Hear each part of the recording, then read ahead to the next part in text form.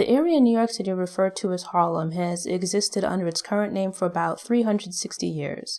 Usually, with these historical profiles, I try to be as succinct as possible and focus on just the relevant Black history, but to understand Harlem's present and put it in context, we need at least an overview of its more distant and complete past. This is going to be covered in at least two parts, the first of which will focus on Harlem's history from around 1640 to 1928. Before we get into the episode, I just want to give you a heads up that I will be celebrating my own national holiday for the next 2 weeks, my birthday, and I'm going to be using that time to work on content for the rest of 2019 and to get out ahead of some ideas that I have planned for 2020. Over the next 2 weeks, I'll be replaying some old episodes that you might have missed, but I'll be back on Monday, September 30th with a new Black History short and a regular episode on Thursday, October 3rd. I'm not going to guarantee it, but I think that October 3rd episode will be the second part of the Harlem history profile. Harlem was originally inhabited by the Manhattans and the Lenape Native American tribes, which had established farmlands in the area and moved throughout the rest of what would become New Amsterdam and later Manhattan. The land consisted of two areas, flat land in the east that could be used for farming and pasture land, and the more hilly area in the west. The Dutch arrived in the late 1630s and effectively took control of the area within 20 years, despite initial defenses and expulsion by the Native Americans. In 1660, the Dutch officially established the town as New Harlem, taking the name from Harlem in the Netherlands. For the next 13 years, control over the town shifted between the Dutch and the British. Ownership finally came to rest with the British in 1674, where it remained for approximately 100 years. The end of the American Revolutionary War made New York, and therefore Harlem, a part of the newly established United States of America. During the war, the British had destroyed Harlem, and given the distance from Lower Manhattan at the time, it was rebuilt more slowly than the rest of Manhattan. The area remained a relatively small farming village, inhabited by families with estates and tracts of land. The creation of the New York and Harlem Railroad in 1832 connected the rural suburb of Harlem with New York City, making it easier for people to travel between the two locations. As development plans, money, and people began to flow into the community, pushes were made to bring its infrastructure up to par with the rest of New York City. Transportation improved on Harlem's west side with the extension of elevated train lines. To accommodate the influx of people, real estate developers began building Harlem's iconic brownstones and row houses in the 1870s, followed by apartment buildings in the 1880s and tenements in the 1890s. With the availability of more efficient travel, people began to move to Harlem to take advantage of the relatively inexpensive real estate. Around this time, poor Irish immigrants began moving to the area, along with Italians and Germans. Some tracts of land were not yet developed, and they took up residence as squatters. Upwardly mobile Jews, Native Americans, and Europeans also moved to the area. While Black people lived in New York, relatively few lived in Harlem at this time. Overdevelopment and a national economic downturn resulted in real estate volatility. Some of the real estate developments had been built in anticipation of the planned East Side train line, causing more people to move to Central and East Harlem. But when the train line was completed, a lot of people moved north as planned, but bypassed Harlem for the northern tip of Manhattan, the Bronx, and Westchester, becoming the Black Mecca. Facing a deluge of empty and low-occupancy tenements north of 135th Street, landlords began renting to Black people. Larger numbers of Black people began moving to Central Harlem from other parts of New York City following anti-Black riots. In the early 1900s, Black people began leaving the South en masse in what would come to be known as the Great Migration. Hoping to escape racism and pursue the possibility of better opportunities, many of these people settled in Harlem, which came to be viewed as America's Black Mecca. With a large influx of Black people from the South, Harlem's Black population grew substantially and began to spread down to 125th Street, east to Lenox Avenue, and beyond. By World War I, most of the land in Harlem had been developed, and the area had become predominantly Black. White residents fought against Black people moving into Harlem, but couldn't occupy all of the available housing. As often occurs when Black populations begin to noticeably increase in some neighborhoods, white residents fled. Black people had limited options for moving elsewhere in the city. Hemmed in by Spanish Harlem to the east and the pricey Heights to the west, Central Harlem began to become crowded. Harlem Renaissance. At the same time that Black people from the South were fleeing to Harlem and creating a Black Mecca, a cultural movement was also taking shape. For many African Americans, leaving the South also meant leaving behind limitations and having greater freedom. Harlem had its fair share of problems, and the rest of New York City wasn't exactly welcome it, but it was decidedly okay to be black in Harlem. It was still a bit early, but the tremors of the later Black Pride movement were developing. For probably the first time, black people were beginning to question and define for themselves what it meant to be black. Thought leaders such as W.E.B. Du Bois and Marcus Garvey pushed black people to start questioning their place in the world and pushing for their human and civil rights. Some of these transplants now had more outlets for creative expression, while others had more options for consuming creative content. Black artists lived in a community surrounded by people that looked like them. Writers could create stories about people who shared their experiences, and artists captured the likeness of people who looked like them. Alan Leroy Locke was a benefactor of the overall Harlem Renaissance, helping many artists to find their way.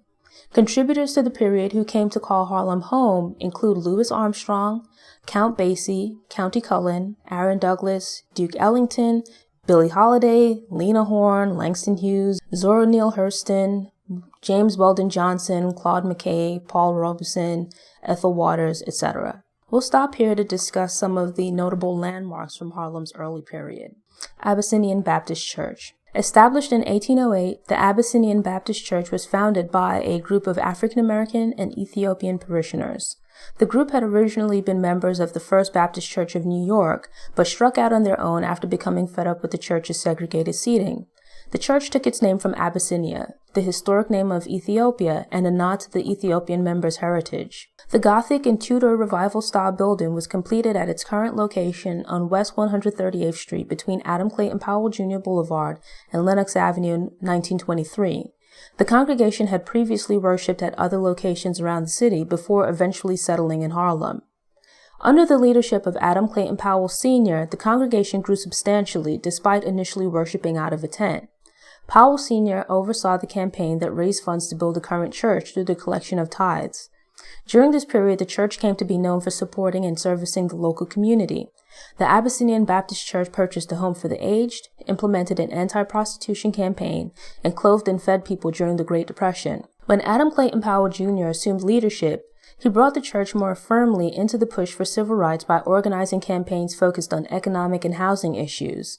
In 1989, Abyssinian created a nonprofit development arm, which has played a huge role in revitalizing Harlem through its development and ownership of $500 million worth of local property. Hotel Teresa. With construction complete, the Hotel Teresa opened for business in 1913. For the next 28 years, the hotel would operate as many of Manhattan's other hotels, white-only, with all-white staff. The building primarily consisted of apartments, but also offered standard hotel accommodations. When we think of segregation, most people think of the South. Yet while artists could perform at venues throughout New York City, they were not allowed to stay in hotels or eat in hotel restaurants. In 1937, the Hotel Teresa was purchased by a black businessman, Love B. Woods, who spent several years trying to purchase the building.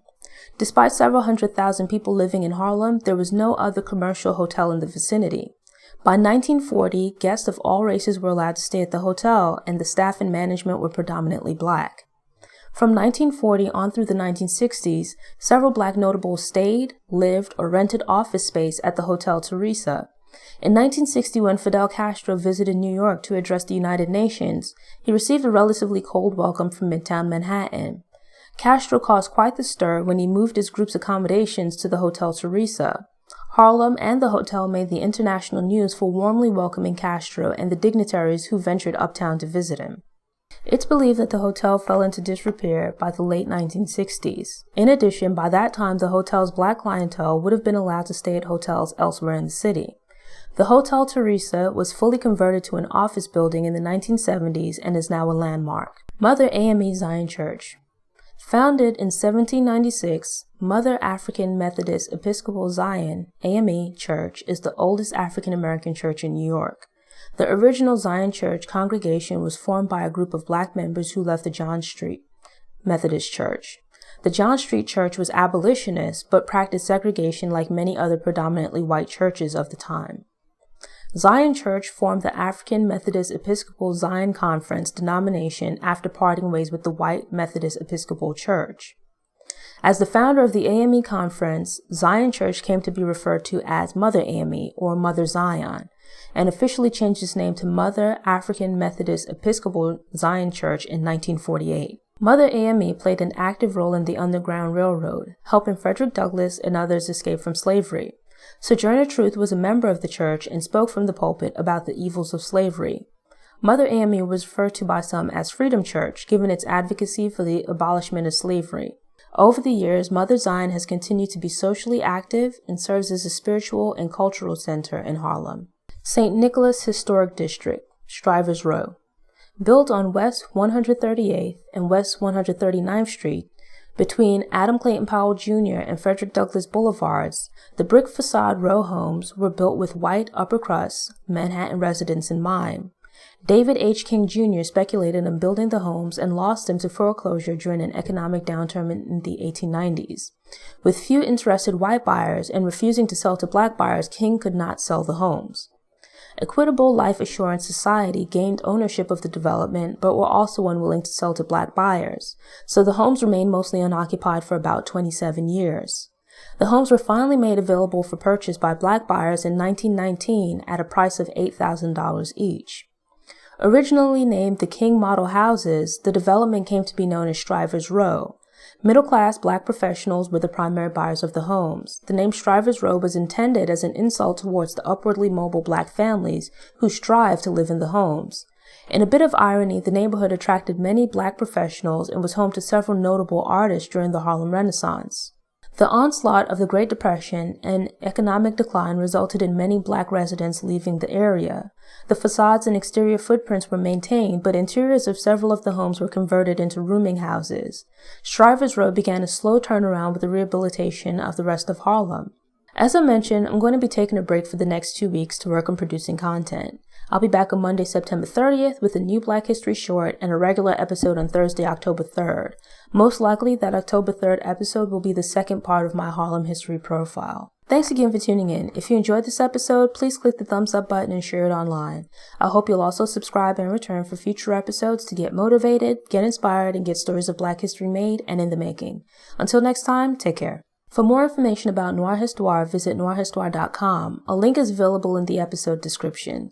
There you'll find detailed text, video, and audio for each episode all in one place. While you're there, subscribe to the Noir Histoire newsletter to get fresh content delivered straight to your email inbox. You can also shop for Noir Histoire merchandise and accessories. If you're enjoying the content but would like the option of listening to audio only, you can subscribe to the Noir Histoire podcast via iTunes, Apple Music, or wherever you listen to podcasts. Follow Noir Histoire on Pinterest, Instagram, and Facebook. I hope you enjoy the rest of your day.